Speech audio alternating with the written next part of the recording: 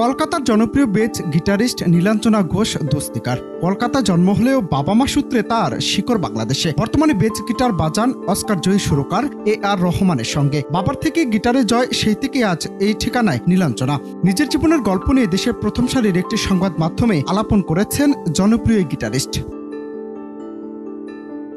সেই কথোপকথনে নীলাঞ্জনা কিভাবে AR রহমানের সাথে যুক্ত হয়েছেন এটা নিয়ে আলোচনা করেছেন। গল্পের এক পর্যায়ে তিনি বলেন, বিভিন্ন গান কভার করে ফেসবুকে ভিডিও আপলোড দেওয়ার পর বেশ সাড়া পাচ্ছিলেন। AR রহমানের ড্রামার রঞ্জিত ভারতের একজন ছাত্রের সঙ্গে তখন তার পরিচয় হয়। 2021 সালের ডিসেম্বরে তার মাধ্যমে ড্রামার রঞ্জিত তাকে প্রস্তাব দেন তার আগ্রহ আছে কিনা। এটা শুনে তিনি বেশ অবাক হয়েছিলেন।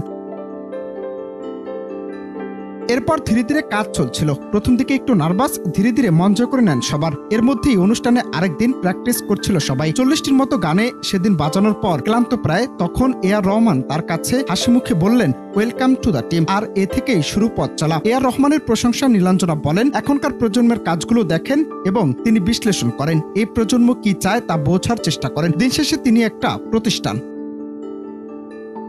জীবনের পরিবর্তন নিয়ে নীলাঞ্জনা বলছেন, মানুষের শুভেচ্ছা ও ভালোবাসা প্রচুর পাই, তবে সত্যি বলতে আমার জীবনের খুব বেশি পরিবর্তন আসেনি। আমি আসতে দেনি। মনে হয় বদলে গেলে কাজ থেকে মনোযোগ হারিয়ে ফেলবো, সেই ভয় কাজ করে। আমি এখনো রাস্তায় আগের মতো হাঁটি, ট্যাক্সিতে চড়ি, আমার দিন আগের মতোই আছে। তার পারিবারিক পরিচয় নিয়ে হাসিমুখে নীলাঞ্জনা বললেন, আসলে আমি বাংলাদেশের মেয়ে। আমার বাবা মা দুজনের পরিবারই সেখানের। তাদের শিকড় ঢাকা ও বরিশালে। আমার শাশুড়ি মায়ের বাড়ি কুমিল্লা। তাই আমার কাছে বাংলাদেশের জায়গাটা অন্যরকম।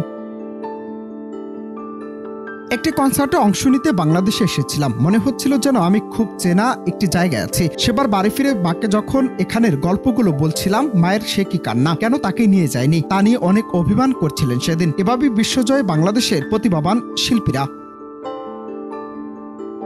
অনন্ত হাসান মাসুদ, বাংলা টিভি।